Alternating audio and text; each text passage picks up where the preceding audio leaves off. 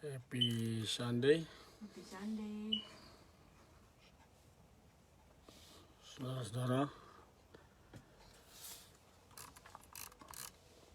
Jemaat Tuhan yang dikasihi Kristus, kita harus percaya bahwa bumi penuh dengan kasih Dia Tuhan. Itulah arti dari Minggu Misericordias Domini. Karena kasih Tuhanlah yang senantiasa memelihara dan melindungi kita. Mari kita angkat pujian dari NKW 71 ayat 1. Sebuah nama yang permai, sedaplah ku dengar, ku rindu menyanyikannya, membuat bergema. Ku mengasihinya, Yesus penebusku. Ku mengasihinya, membalas kasihnya. Di dalam nama Allah Bapa dan nama anaknya Tuhan Yesus Kristus dan nama Roh Kudus yang menciptakan langit dan bumi. Amin. Bumi penuh dengan kasih Dia Tuhan. Oleh karena firman Tuhan, langit telah dijadikan. Bersorak-soraklah, hai orang-orang benar dalam Tuhan, sebab memuji-muji itu layak bagi orang-orang jujur. Haleluya. Haleluya, haleluya, haleluya.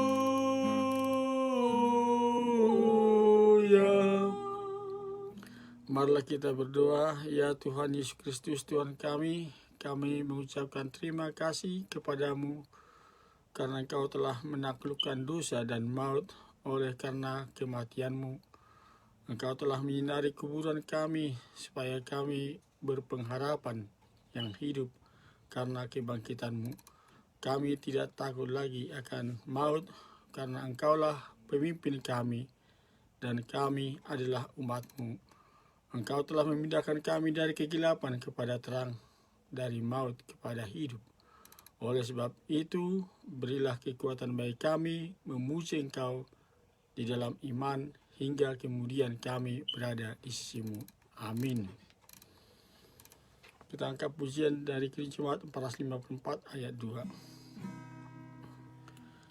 Indahnya saat yang teduh, dengan bahagia penuh, betapa rindu hatiku kepada saat doaku bersama orang yang kudus. Ku cari wajah penebus, dengan gembira dan teguh ku nanti saat yang teduh. Inilah hukum Tuhan untuk kita, yaitu hukum yang kedua. Jangan perbuat bagimu patung yang menyerupai apapun yang ada di langit, atau yang ada di bumi, atau yang ada di dalam air, untuk disembah atau bertakwa kepadanya. Maksudnya adalah kita harus takut serta kasih kepada Allah. Sebab itu, jangan bersembah sujud kepada Allah lain atau meminta kehidupan daripadanya. Dan jangan memanggil roh-roh atau berkeyakinan kepada tenungan-tenungan dukun. Dan jangan yakin kepada benda-benda bermakna atau benda sakti. Demikianlah hukum Tuhan. Marilah kita berdoa untuk memohon kekuatan dari Tuhan. Ya Tuhan Allah, kuatkanlah kami untuk melakukan yang sesuai dengan hukum-Mu. Amin. Rangka pujian dari Gereja Jemaat nomor 35 ayat 1. Tercurah darah Tuhanku di bukit Golgota, yang mau bertobat ditebus, terhapus dosanya, terhapus dosanya, terhapus dosanya. Yang mau bertobat ditebus, terhapus dosanya. Dengan segala kerendahan hati, marilah kita mengaku segala dosa-dosa kita di hadapan Tuhan. Ya Tuhan Allah, Bapa kami yang Maha Kuasa, kami berseru dan memanggil nama-Mu karena kami susah dan gelisah mengingat segala dosa dan kejahatan kami. Kasihanilah kami orang berdosa ini. Ya Tuhan Yesus Kristus, Engkau telah datang ke dunia menjadi manusia, mati dan bangkit kembali, serta naik ke surga untuk membela dan menyelamatkan kami. Kasihani dan kuatkanlah iman kami untuk bersyukur kepadamu. Ya Roh Kudus, penghibur orang yang berduka, sembuhkanlah segala penyakit dan penderitaan kami karena dosa. Tinggallah bersama kami agar kami senantiasa bergembira dan penuh gairah melakukan kehendak-Mu. Engkaulah sumber pengasihan dan pengampunan, jangan lupakan kami. Dengarlah doa permohonan kami ini, ya Allah, Bapa, Anak, dan Roh Kudus. Amin. Dengarlah janji Tuhan tentang pengampunan dosa kita. Tuhan adalah penyayang dan pengasih, panjang sabar dan berlimpah kasih setia. Tidak dilakukannya kepada kita setimpal dengan dosa kita, dan tidak dibalasnya kepada kita setimpal dengan kesalahan kita. Seperti Bapa yang sayang kepada anak-anaknya, demikian Tuhan sayang kepada orang-orang yang takut akan Dia. Kemuliaan bagi Allah di tempat yang maha tinggi. Amin.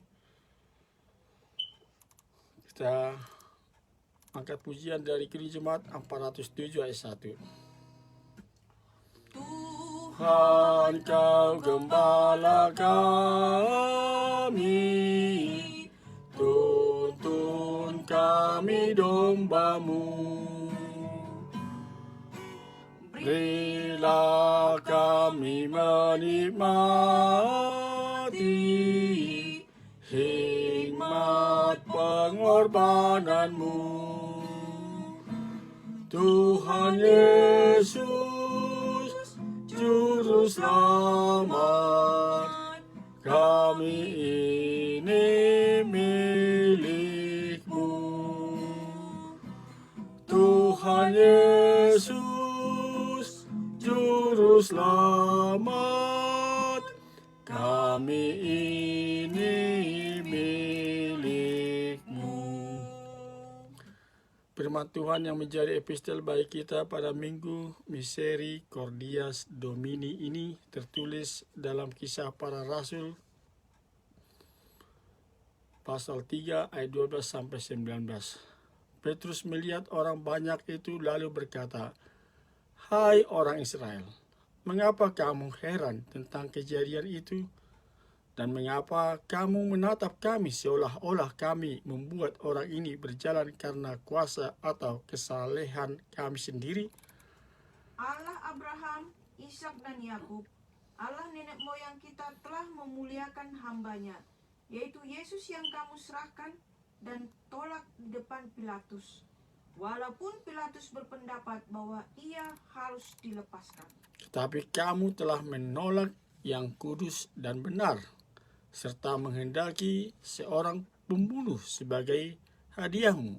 Demikianlah ia pemimpin kepada hidup telah kamu bunuh, tetapi Allah telah membangkitkan dia dari antara orang mati, dan tentang hal itu kami adalah saksi.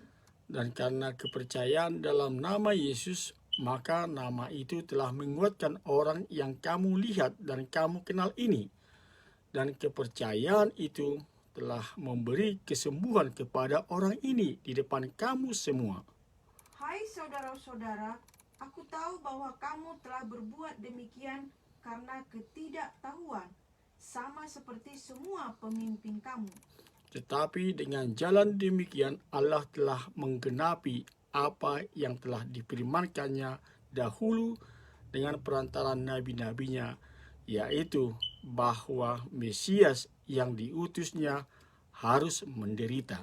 Karena itu sadarlah dan bertobatlah, supaya dosamu dihapuskan. Demikian firman Tuhan. Berbahagialah orang yang mendengarkan firman Tuhan serta memeliharanya dalam hatinya. Amin. Kita angkat pujian dari Gereja Jemaat 367 ayat 4.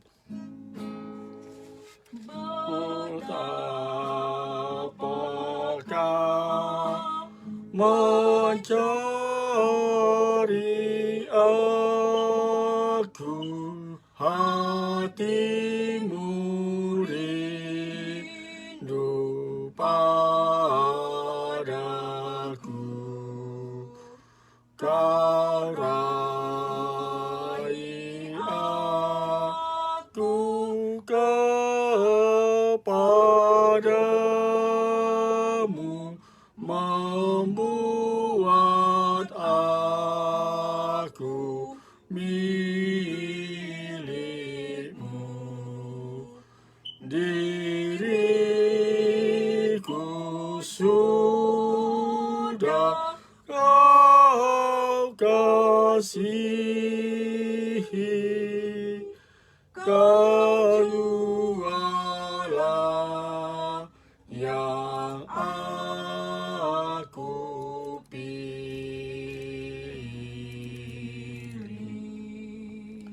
Marilah kita bersama-sama mengakui iman kepercayaan kita sebagaimana teman-teman seiman di seluruh dunia. Kita bersama-sama mengucapkannya. Aku percaya kepada Allah, Bapa yang Maha Kuasa, Khalik langit dan bumi.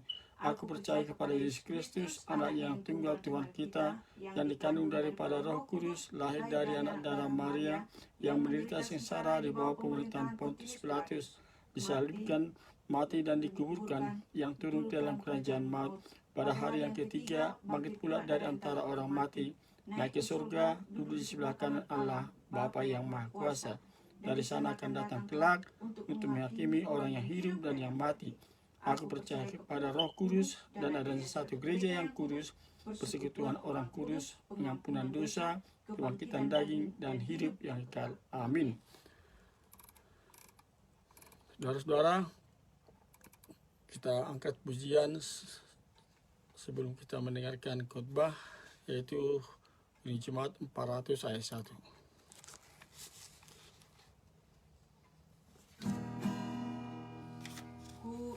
Ingin hidup yang benar, jauh dari tindak yang cemar.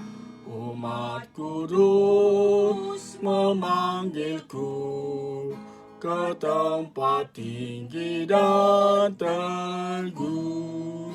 Ya Tuhan, angkat diriku lebih dekat kepadamu di tempat tinggi dan teguh. Tuhan, mantapkan langkahku. Damai sejahtera Allah yang melampaui segala akal, itulah yang memelihara hati dan pikiranmu di dalam Kristus Yesus Tuhan kita. Amin.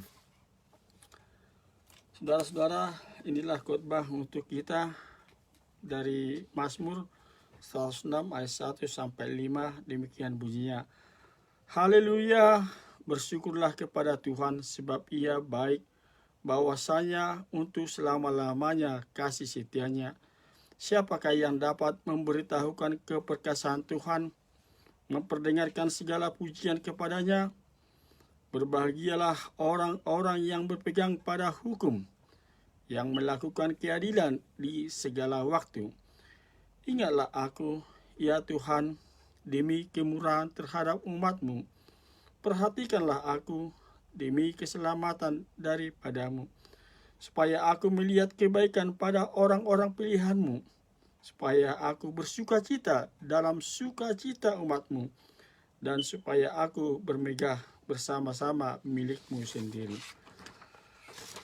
Saudara-saudara, pemazmur membacakan serangkaian peristiwa dari sejarah Israel, mengagungkan kesetiaan dan kasih Tuhan terhadap orang-orang berdosa.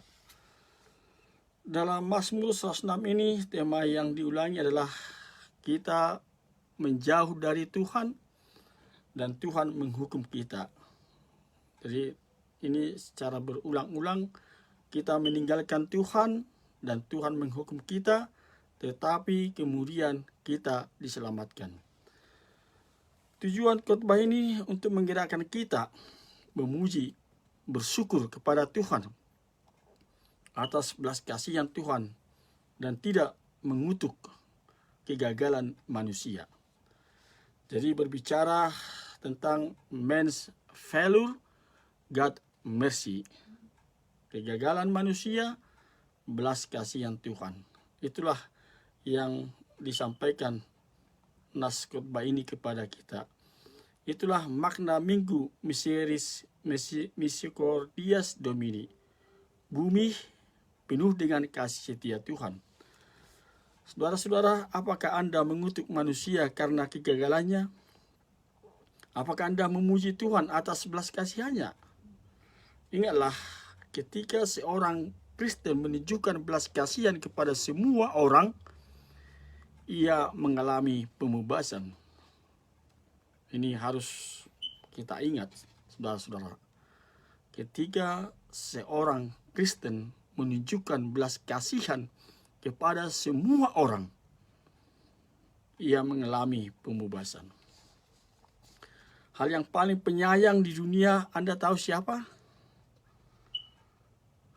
Yang paling penyayang di dunia adalah ketidakmampuan pikiran manusia untuk mengkorelasikan semua isinya. Lebih baik mengambil resiko menyelamatkan orang yang bersalah daripada mengutuk orang yang tidak bersalah. Itulah orang yang paling penyayang, yaitu lebih baik mengambil resiko menyelamatkan orang yang bersalah daripada mengutuk orang yang tidak bersalah. Kita harus seperti ini. Doa kita harus seperti ini. Oh Tuhan, ajari aku untuk merasakan kesengsaraan orang lain, untuk menyembunyikan kesalahan yang kulihat. Belas kasihan yang aku tunjukkan kepada orang lain, belas kasihan itu menunjukkan kepadaku. Where mercy is shown, mercy is given. Di mana belas kasihan ditunjukkan, belas kasihan diberikan. Itulah saudara-saudara yang harus kita pegang dalam hidup ini. Di mana belas kasihan ditunjukkan, belas kasihan diberikan kepada kita. Mazmur 106 ini mengajarkan kita tentang keajaiban cinta Tuhan, God's love. Bumi adalah rumah Tuhan yang sebenarnya. Disinilah mereka yang telah kehilangan Tuhan akan menemukannya. Ada Tuhan, bumi penuh kasih setianya. Dalam belas kasihan yang tulus dari Tuhan, fajar dari tempat tinggi akan mengunjungi kita setiap hari untuk menyinari kita yang duduk dalam kegelapan, yang dalam bayang-bayang kematian, untuk membimbing kita ke jalan damai. Saudara-saudara, Tuhan mentolerir bahkan kegagalan kita dan mengampuni ketidaktahuan kita setiap kali sesuatu secara tidak sengaja lolos dari kita. Karena memang tanpa belas kasihan ini tidak akan ada kebebasan untuk berdoa. Dan harus diakui, tidak mudah untuk mempercayakan diri pada belas kasihan Tuhan. Itu tidak mudah, itu tidak gampang. Mempercayakan diri kepada belas kasihan Tuhan. Karena apa? Karena itu adalah jurang yang jauh, jurang yang dalam, di luar pemahaman kita. Tapi kita orang berdosa besar.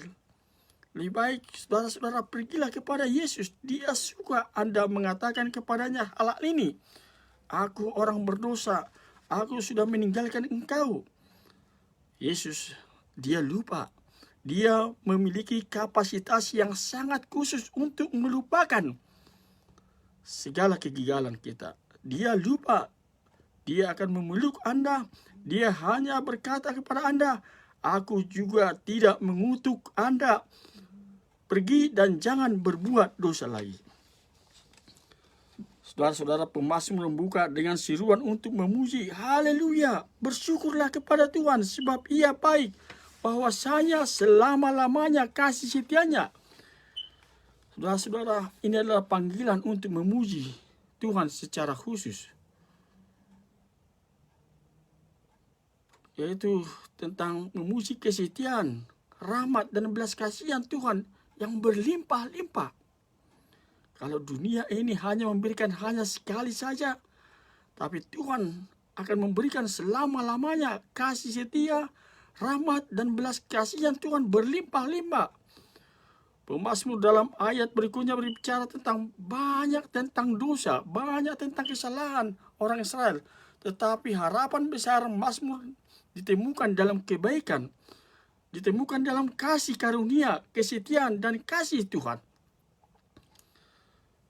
Kita seharusnya tidak pernah berhenti memuji Tuhan secara verbal untuk atribut-atribut ini. Karena kasih setianya Tuhan, karena kebaikan Tuhan, karena kasihnya itu. Apa yang sering kita lihat adalah kecenderungan untuk mengharapkan, bukan untuk menghargai. Inilah yang sering kita lihat. Yang sering kita lihat adalah kecenderungan untuk hanya mengharapkan, bukan untuk menghargai, appreciate. Sering tendensi kita hanya expect, kurang kepada appreciate.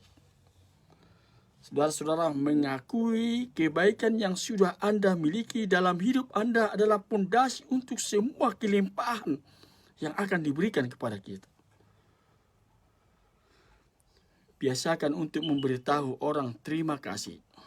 Biasakan untuk mengucapkan terima kasih. Untuk mengekspresikan apresiasi Anda harus tulus tanpa ada harapan imbalan apapun. Benar-benar menghargai orang di sekitar Anda, Anda akan segera menemukan banyak orang lain di sekitar Anda. Itulah yang harus kita ingat. Kalau kita benar-benar menghargai orang di sekitar kita, kita akan segera menemukan banyak orang, bukan hanya 1, 2, tapi beribu, berjuta-juta. Benar-benar appreciate hidup ini. Dan Anda akan menemukan bahwa Anda memiliki lebih dari itu. Kalau kita benar-benar appreciate, menghargai, bersyukur akan hidup ini, kita akan menemukan bahwa kita akan memiliki lebih dari yang kita miliki saat ini. Saudara-saudara, Robert Hughes menulis Culture of Complaint tentang budaya Amerika dan kecenderungan orang Amerika. Dia berpendapat bahwa orang Amerika ternyata menganggap diri mereka berhak untuk mendapatkan semua keinginan mereka. Keinginan mereka harus terpenuhi. Mereka berkata, kami mengambil hak ini untuk menjadi bagian dari hak keseluruhan kami. Mereka berkata, kami melabeli diri kami sebagai korban jika ini tidak terjadi. Jika keinginan kami tidak terpenuhi. Lebih lanjut, Hughes berkata bahwa kita hidup dalam budaya mengeluh. Itu membentuk pikiran kita, itu membentuk hati kita sepanjang zaman. Tapi bagaimana bagi pengikut Kristus? Bagi pengikut Kristus, kita tahu bahwa dengan semua yang Tuhan telah lakukan untuk kita, sikap tidak puas kita tidak sejalan lagi. Itu bukan respon yang tepat untuk kemurahan hati. Itu bukan respon yang tepat untuk kasih karunia Tuhan. Jadi bagi sebagian besar dari kita, watak tidak puas kita ada di bawah permukaan. Kita mencoba menjaganya tetapi terkendali. Kita menutupinya dengan frasa seperti ini. Tuhan telah begitu baik kepadaku. Saya diberkati, keluarga aku diberkati. Saya percaya pada Tuhan. Sementara saudara-saudara, di bawahnya dalam watak hati kita, kita tidak puas dengan hidup kita. Masalah terbesar kita dalam hidup bukanlah karena kita tidak puas dengan hidup kita. Masalah terbesar kita adalah kita tidak mencari kepuasan hanya kepada Tuhan. Itulah masalah terbesar, yaitu kita tidak mencari kepuasan hanya pada Tuhan saja. Mengapa Tuhan pantas mendapatkan pujian dan syukur kita? Pemazmur menjawab pertanyaan ini untuk kita. Dia baik, cintanya bertahan selamanya. Tindakannya begitu luar biasa sehingga sangat tidak mungkin untuk sepenuhnya menyatakan pujian dan kemuliaan kepadanya. Ini saudara-saudara adalah landasan hidup kita. Inilah yang harus kita lihat kembali dalam setiap situasi dalam hidup agar dapat menilai secara akurat apa yang kita alami dalam hidup. Selama hari-hari baik, Tuhan itu kita katakan baik. Saat masalah datang, saudara-saudara, itu kita tidak rasakan kasih-Nya bertahan selamanya. Setiap saat dalam hidup kita, kita harus tahu bahwa Tuhan sedang bekerja dan pekerjaannya berakar pada kasih-Nya bagi kita. Ini adalah titik awal dalam mengharapkan kembali watak hati kita. Mengetahui hal-hal ini tentang Tuhan akan memberi kita lensa berbeda yang dengannya kita dapat memandang kehidupan. Saya katakan, lepaskan kacamata Anda. Dan penglihatan Anda menjadi gelap. Persepsi Anda menjadi miring. Dan pemahaman Anda menjadi ternoda dan cacat. Kita hanya dapat diberikan mata baru untuk melihat melalui hubungan dengan Yesus Kristus. Jadi kita harus melepaskan kacamata kita. Kita hanya dapat melihat hidup yang diberikan mata baru ini untuk melihat melalui hubungan dengan Yesus Kristus. Anda dan saya tidak memiliki, dalam kekuatan kita tidak ada kemampuan untuk melihat keindahan dan berkat hidup kita ketika kita mengalami masa-masa sulit selain berjalan bersama Tuhan dan diingatkan oleh firman Tuhan. Jadi itulah kehidupan kita, saudara-saudara. Tapi pertanyaannya sekarang adalah, bagaimana seharusnya tanggapan kita terhadap kasih setia Tuhan itu?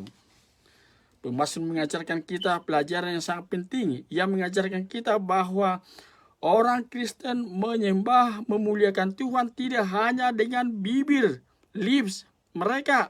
Tetapi orang Kristen harus peduli tentang umat Tuhan. Bukan hanya diri mereka sendiri. Orang Kristen harus mempraktekkan pertobatan, bukan pembenaran diri. Dan orang Kristen memuliakan Tuhan, bukan diri mereka sendiri. Orang Kristen jangan pernah lupa untuk menyembah Tuhan. Tidak hanya dengan bibir mereka. Beribadah dengan bibir, dengan mulut memang penting. Banyak isi Alkitab, kita Mazmur memberikan ungkapan pujian secara verbal. Namun dalam ayat 1-3 pemazmur menghubungkan bibir dengan kehidupan. Siapakah yang dapat memberitahukan keperkasaan Tuhan, memperdengarkan segala pujian kepadanya? Berbahagialah orang-orang yang berpegang pada hukum, yang melakukan keadilan di segala waktu. Saudara-saudara, dalam ayat 2-3 pemazmur menunjukkan hubungan antara kata-kata dan perbuatan. Dalam ayat 2 dia mengajukan pertanyaan, siapakah yang dapat memberitahukan keperkasaan Tuhan, memperdengarkan segala pujian kepadanya? Siapa yang bisa beribadah dengan tulus? Pertanyaan ini ditanyakan di tempat lain seperti Mazmur 15, di mana pemazmur bertanya, Tuhan, siapakah yang dapat tinggal di kemah-Mu? Siapakah yang dapat hidup di gunung suci-Mu?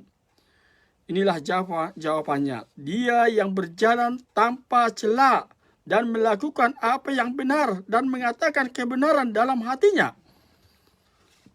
Saudara-saudara, pertanyaan serupa muncul dan kemudian dijawab dalam Mazmur 24 ayat 3-4. Siapakah yang boleh naik ke atas gunung Tuhan? Siapakah yang boleh berdiri di tempatnya yang kudus? Orang yang bersih tangannya dan murni hatinya, yang tidak menyerahkan dirinya kepada penipuan dan yang tidak bersumpah palsu. Saudara-saudara, begitu pula dalam Mazmur 106. Pemazmur memberikan jawabannya, menghubungkan hidup dengan bibir dengan ucapan bahagia yang kecil ini. Betapa bahagianya orang yang menegakkan keadilan, do justice, yang selalu menjalankan kebenaran. Hidup yang benar harus selalu menjadi kata pengantar untuk menyembah. Jika Israel berpegang pada hukum, melakukan keadilan di segala waktu, mereka tidak akan pernah mengalami pembuangan. Saudara-saudara, salah satu atribut besar Mesias yang dijanjikan dalam Yesaya adalah bahwa dia akan menegakkan keadilan. Dunia membutuhkan keadilan. Lihat saja beritanya. Ada yang berkata 10% dari populasi manusia dimanapun katanya kejam. Dan 10% adalah pengasih. Lalu bagaimana yang sisanya 80%? Katanya dapat dipindahkan ke arah manapun. Ke arah kejam dan pengasih. Saudara-saudara, ketika Yesus kembali, kita akan terpesona oleh keadilannya. Kedamaian dan kebenaran akan ada dengan sempurna ketika Mesias membuat segala sesuatu menjadi baru. Saat kedatangan Yesus yang pertama, dia memberi kita gambaran awal tentang aturan yang adil itu. Sekarang Roh membuat kita seperti Yesus, dan salah satu cara yang orang melihat Kristus dalam kita adalah dengan cara kita menunjukkan kebenaran dan keadilan dalam semua tindakan kita. Bisakah kita seperti itu? Perhatikan bagaimana pemazmur berkata, setiap saat katanya. Segala waktu, at all times. Melakukan keadilan, termasuk melakukan apa yang menghormati Tuhan dalam seluruh hidup kita. Dengan integritas dalam panggilan Anda, keuangan kita, keluarga, hubungan, komitmen, keanggotaan gereja kita, keterlibatan sosial, rekreasi, dan seterusnya. Dikatakan itu setiap saat, segala waktu, all the time, harus menunjukkan kebenaran dan keadilan dalam semua tindakan kita. Saudara-saudara, Yesus menghubungkan hidup dengan mulut atau bibir ketika dia berkata bahwa jika Anda sedang dalam perjalanan untuk beribadah dan ingat bahwa saudara Anda memiliki sesuatu yang melawan Anda, maka Anda harus berdamai dengan saudara Anda sebelum Anda pergi beribadah. Sangat clear kan? Lebih jelas kita lihat dalam terjemahan baru. Sebab itu jika engkau mempersembahkan persembahanmu di atas mezbah, dan engkau teringat akan sesuatu yang ada di dalam hati saudaramu, terhadap engkau, tinggalkanlah persembahanmu di depan mezbah itu, dan pergilah berdamai dahulu dengan saudaramu, lalu kembali untuk mempersembahkan persembahan itu. Kita baca Petrus menghubungkan hidup dengan dosa. Dia berkata kepada semua orang, karena itu kuasailah dirimu dan jadilah tenang supaya kamu dapat berdoa. Be self-control and sober-minded for the sake of your prayer. Perilaku hidup kita penting, saudara-saudara, dalam hal ibadah dan doa kita. Perilaku hidup kita penting dalam hal doa dan ibadah kita. Ingatlah, sering sekali gereja menempatkan orang di atas panggung karena mereka berbakat dalam musik, karena mereka pintar bernyanyi, meskipun dia tidak mencari keadilan dan berjalan dalam kebenaran. Jangan membuat kesalahan ini. Pahamilah, saudara, bahwa kita tidak sedang berbicara tentang kesempurnaan moral di sini. Kita berbicara tentang mengejar kesalehan, sesuatu yang salah ketika seseorang bisa hidup seperti orang kafir total selama Senin sampai Sabtu, dan kemudian tiba pada hari Minggu pagi dan bernyanyi dengan penuh semangat dan ekspresi yang luar biasa. Ini saya katakan kemunafikan. Ini adalah kemunafikan. Ini tidak menghormati Tuhan. Ini tidak akan mempengaruhi dunia yang menonton itu. Jadi kita harus mempersiapkan diri untuk beribadah hari Minggu dengan berjalan bersama Tuhan selama seminggu. Mengapa seseorang mendapatkan sesuatu dari ibadah sedangkan orang lain tidak? Bukankah ada seperti itu kita lihat? Mengapa seseorang mendapatkan sesuatu dari ibadah sedangkan orang lain tidak sama sekali? Jawabannya adalah, salah satu alasannya adalah hanya ini: penyembah sejati beribadah sepanjang minggu dan tiba di ibadat bersama dengan pengharapan dan rasa syukur serta kebutuhan. Yang lain datang dengan pikiran mereka tentang hal-hal duniawi. Jadi itulah perbedaannya. Kita harus melihat semua kehidupan sebagai kesempatan untuk menghormati Tuhan. Dalam pengalaman hidup yang biasa, belajarlah untuk beribadah. Saat Anda mencuci piring, melakukan pekerjaan, pekarangan, belajar, berolahraga, makan dan minum, atau menghabiskan waktu bersama teman-teman dan keluarga, saya katakan lakukanlah itu untuk kemuliaan Tuhan. Ayat 3 mengajarkan kita sebagai ibadah sejati melibatkan baik bibir maupun kehidupan kita. Lips and lives. Murid peduli tentang umat Tuhan, bukan hanya untuk diri mereka sendiri. Lihat itu ayat 4-5. Orang Kristen harus peduli tentang umat Tuhan, bukan hanya diri mereka sendiri. Berikut koreksi lain yang diperlukan untuk ibadah. Banyak orang memandang ibadah dan kehidupan iman secara individual. Ini harus kita koreksi, saudara-saudara. Banyak orang memandang ibadah dan kehidupan iman secara individual. Ini salah. Ini adalah masalah nyata bagi yang tinggal di Amerika, di Barat. Ini persoalan kita saat ini. Banyak orang memandang ibadah dan kehidupan iman secara individual. Tetapi pertimbangkan bagaimana pemazmur mendekati Tuhan dalam ayat 4-5. Ingatlah aku, ya Tuhan, demi kemurahan terhadap umat-Mu. Perhatikanlah aku demi keselamatan daripada umat-Mu, supaya aku melihat kebaikan pada orang-orang pilihan-Mu, supaya aku bersukacita dalam sukacita umat-Mu, dan supaya aku bermegah bersama-sama milik-Mu sendiri. Lihat, tidak ada individual, tidak ada egoisme di sana. Perhatikan frasa pembukaan juga. Remember me, O Lord, when you show favor to your people. Ingatlah aku, ya Tuhan, ketika engkau menunjukkan kebaikan kepada umatmu. Saudara-saudara, kata ingat, remember, adalah istilah teologis yang kaya. Kegagalan untuk berpikir, kegagalan untuk mengingat menyebabkan pemberontakan. Ini perlu kita perhatikan.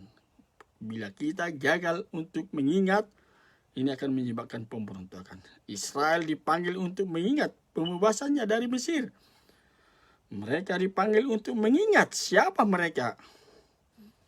Dan seruan untuk mengingat yang sama ini berlanjut secara ritual di gereja Yesus Kristus. Kita pernah mengalami perjamuan kudus. Dalam perjamuan kudus selalu kita dengar, lakukanlah ini untuk mengingat aku. Do this in remembrance of me. Mengingat ceritanya memberi kita harapan. Saudara-saudara, perhatikan bagaimana pemazmur mencari berkat Tuhan secara pribadi. Tapi dia menyadari bahwa dia ingin mengalami berkat ini dalam konteks umat Tuhan. Sangat kaya sekali, saudara-saudara. Bisakah kita seperti itu?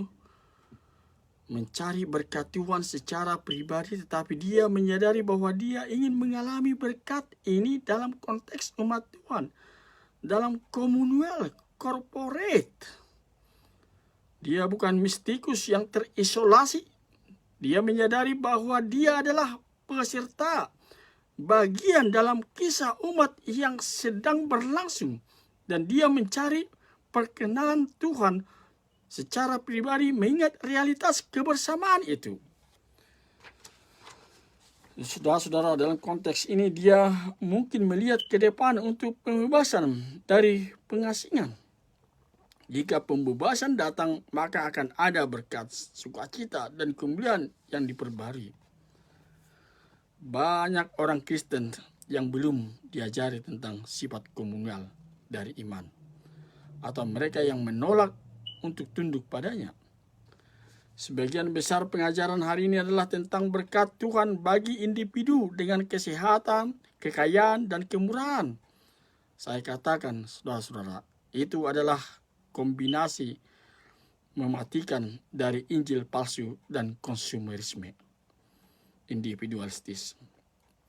Kita perlu menghidupkan kembali ajaran persekutuan orang-orang kudus. Sangat perlu sekali saat ini. Kita perlu menghidupkan kembali ajaran persekutuan orang-orang kudus yang dinyatakan dalam pengakuan iman rasuli kita setiap hari Minggu. Perasa ini berarti bahwa gereja mencakup persekutuan bersama orang-orang percaya dalam Yesus Kristus. Itu termasuk orang-orang kudus yang sudah masuk surga juga. Dan orang-orang kudus yang masih berjuang, struggle di dunia ini. Orang Kristen memahami bahwa mereka adalah bagian dari cerita yang lebih besar tentang umat Tuhan di akhir. Ibrani 11 kita diberitahu bahwa orang-orang kudus yang telah mendahului kita sedang menunggu kepenuhan janji Tuhan sampai kita semua bersama-sama menikmati pemenuhan janji Tuhan itu. Lihat Ibrani 11 ayat 40. Jadi bagaimana kita bisa menunjukkan kepedulian terhadap umat Tuhan bukan hanya diri kita sendiri. Pertama-tama saya katakan kita harus mengenali fakta sederhana bahwa Tuhan sedang menebus suatu bangsa. Itulah harus kita ingat. Bahwa Tuhan sedang menebus suatu bangsa. Redeeming a people. Kita harus peduli dengan semua umat Tuhan. Kita harus mengidentifikasi diri kita dengan mereka. Bersukacita dengan mereka. Menangis bersama mereka. Melakukan misi bersama mereka. Dan berdoa bersama mereka. Dan berdoa untuk mereka, baik secara lokal maupun global juga. Dan secara praktis kita harus bergabung dengan gereja lokal yang memberitakan Injil. Saudara-saudara, rencana Tuhan tidak pernah bagi seorang Kristen untuk menjalani hidupnya terpisah dari komunitas iman. Tidak. Jadi rencana Tuhan tidak pernah bagi seorang Kristen untuk menjalani hidupnya terpisah dari komunitas iman. Jadi jangan pernah terpisah dari komunitas iman. Kadang-kadang kita lihat pelatih memiliki pemain yang sangat baik di tim mereka, tetapi memiliki tim yang buruk karena tim tersebut diisi dengan individu-individu yang ambisius, yang hanya ingin menjadi profesional. Dinamika ini juga ada dalam kehidupan Kristen. Banyak yang ingin menjadi superstar di gereja, tetapi tidak ingin menghadiri kelompok kecil. Banyak orang menginginkan platform, tidak ingin melakukan pengasuhan anak. Mereka menginginkan penghargaan, tetapi mereka tidak ingin merawat para janda di gereja. Bagaimana hal ini? Mereka ingin berada di wilayah pelayanan, tetapi tidak ingin pergi ke pertemuan keanggotaan. Kekristenan versi ini konsumeritis, kekristenan murahan, kekristenan egois, tidak dewasa, kekristenan dangkal. Saya katakan tolak ini. Sebaliknya, marilah kita mencintai umat Tuhan. Mari berdoa untuk umat Tuhan. Mari melayani dengan umat Tuhan. Mari beribadah dengan umat Tuhan. Mari berdoa untuk kebutuhan Anda sendiri dalam terang umat Tuhan. Mazmur ini menekankan sifat komunal. Mazmur ini menekankan kebersamaan dari iman. Kita harus berdoa untuk orang lain. Kita harus mengutamakan orang lain. Dapatkah Anda melakukan ini? Kita harus mengutamakan orang lain. Tuhan akan memberkati karena dianggap pantas. Minggu Misericordias Domini menggerakkan kita memuji, bersyukur kepada Tuhan atas belas kasihan Tuhan, dan tidak mengutuk kegagalan manusia. Sungguh, saudara-saudara, benar bumi ini penuh dengan kasih setia Tuhan.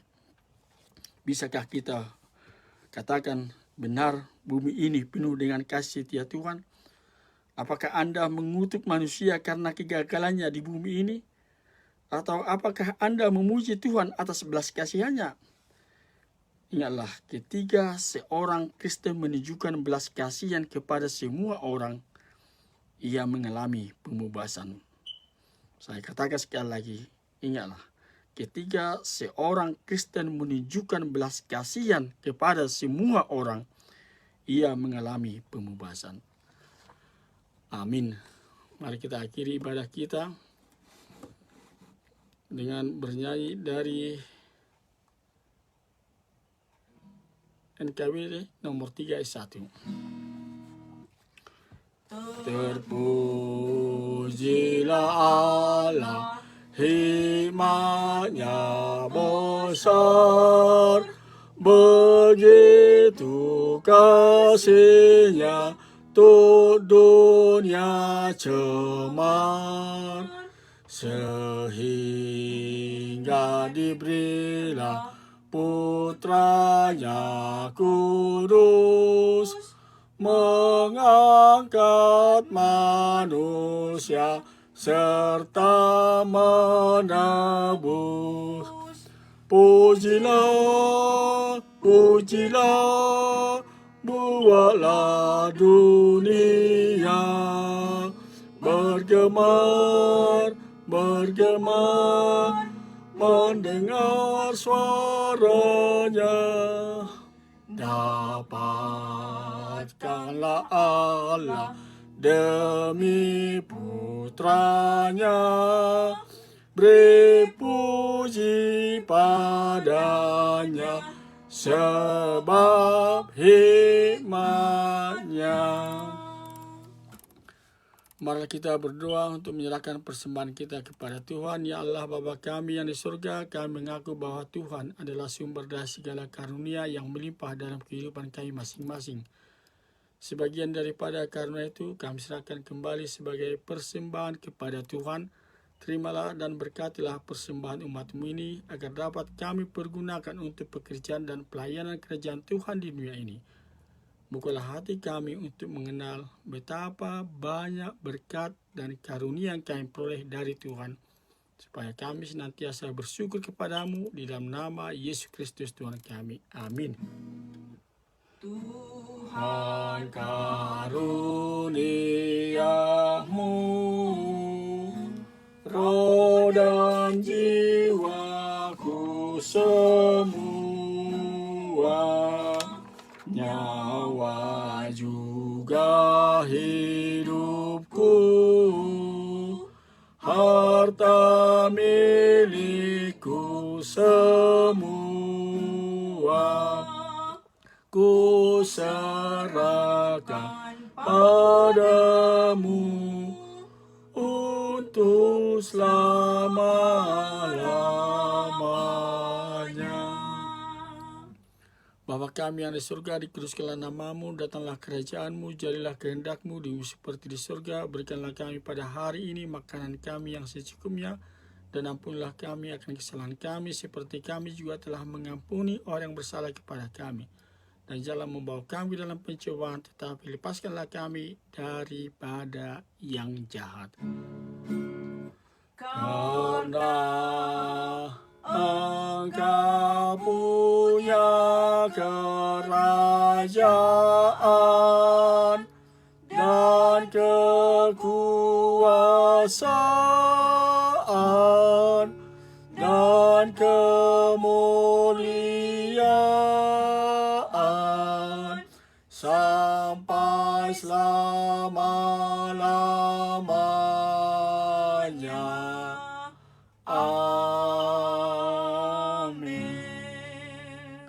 Pulanglah dengan damai sejahtera dan terimalah berkat Tuhan. Tuhan memberkati engkau dan melindungi engkau. Tuhan menyinari engkau dengan wajahnya dan memberi engkau kasih karunia. Tuhan menghadapkan wajahnya kepadamu dan memberi engkau damai sejahtera. Amin. Amin. Amin. Happy Sunday, Tuhan memberkati.